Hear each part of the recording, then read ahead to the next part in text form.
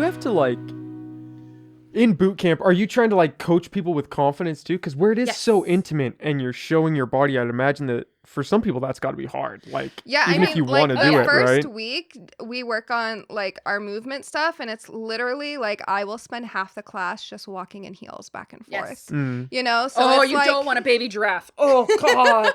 You're stumbling around. Oh, I have seen people who just automatically assume that burlesque means they've got to wear 6-inch heels, and you're like, baby girl, no. Like, just wear Get some flats. Yeah, I mean, I've flats seen some really sexy performances in flats, or like I have a pair of shoes that are like a block heel that I actually paint black so that on stage they look like stilettos.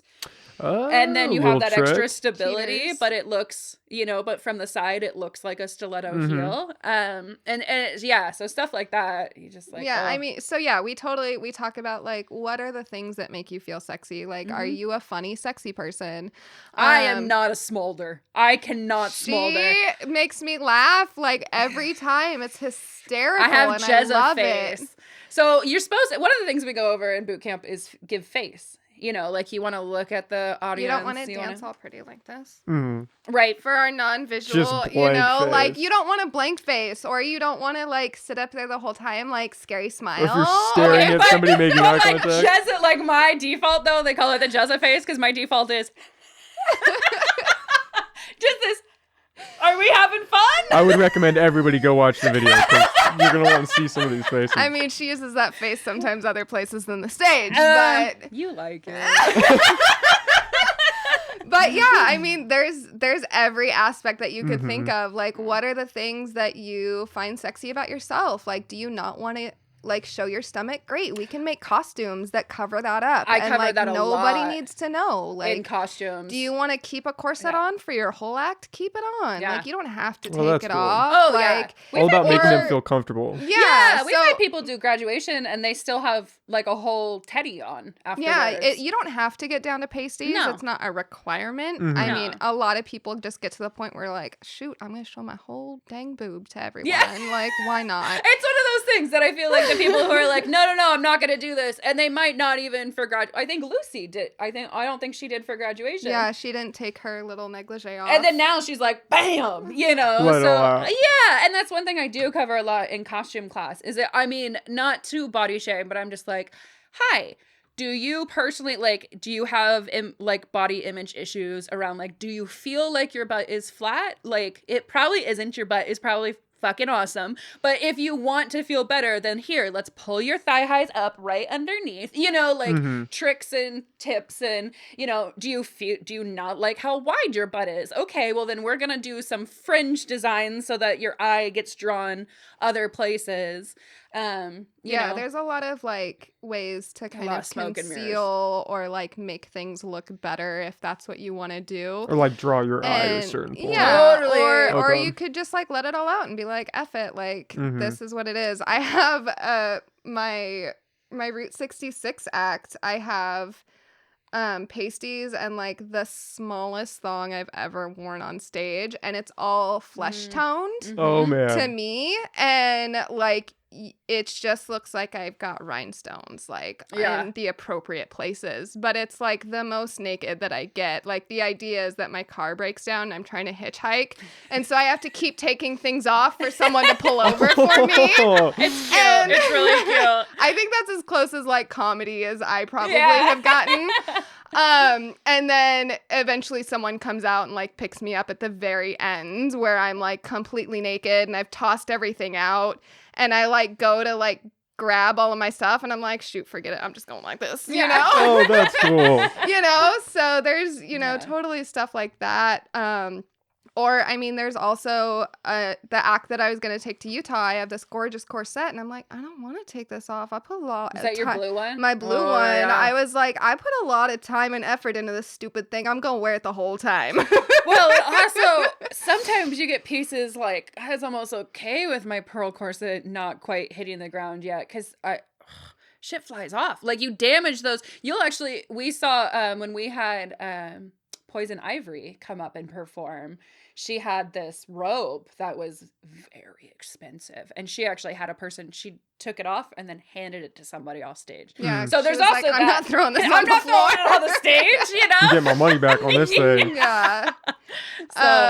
So I mean, there's all kinds of options, like just to make whatever you feel sexy in, like that's what you're gonna do, and like that's what I'm gonna encourage in like when I'm doing our boot camp classes, or you just in our rehearsal with like the true people. You know, we're so brutal with each other. We'll be like, I don't know, I don't like this because my tummy's showing. They'll be like, shut the fuck up, you're hot. Like sometimes they're a little brutal. I come in my daily underwear, which sometimes I'm like high waist granny panties, and they're like, "What are you wearing?" And I'm like, "This is comfort, okay." Oh man. This is comfortable before I put all this other stuff on. Okay. Just give me my 5 minutes. Oh no, I've shown up to rehearsal and like wasn't wearing underwear underneath my leggings, and I'm like, oh well, shit, I forgot my show panties. So we're gonna put this on over my leggings. We have fun. But yeah, I mean, body confidence is a huge part of it. And I don't think that there's anyone in the troupe that doesn't struggle with some body image. I mean, honestly, I think more of us than not have had, you know, like I joked about it, but I really did have an eating disorder issue for a long time. Oh, me too. Yeah, you know, I mean, I don't think that's pretty common with... I feel like in all those performative fields like burlesque and drag. So they always say like comics come from a really dark place. Mm-hmm. And I think like burlesque is not that different. You know? Like, we all have like... You all have something that's going on. And I feel like burlesque is really... This is going to sound so like kumbaya, but like burlesque is really healing in that way. Like I've come from a place where... You know, I wasn't accepted in my life unless I did fit this exact mold. You know, like I was told I was pretty because I had a little waist and big tits. Well, what does that do to your brain when all of a sudden you gain 40 pounds, you know? Mm-hmm. And, you know, when people start dropping away who like aren't real friends, they're just there because you're like the trophy girl, like I was, like that was my job title, you know? And, burlesque really allows you to take control of your body and to display it in a way and to really kind of revel in what it can do, you know, like, holy shit, I can put on feathers and rhinestones and just rock your fucking world, you know, and it's really empowering and intense.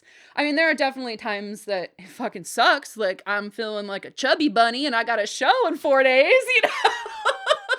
Yeah, but I mean, the times that you look out into the audience and like you're doing your thing and like everyone in the audience is like, yes, I'm here for this. Oh yeah. You know, like there is not anyone out there that is like, this is not good enough for me. Mm-hmm. You know, like there's if they do, they don't come back.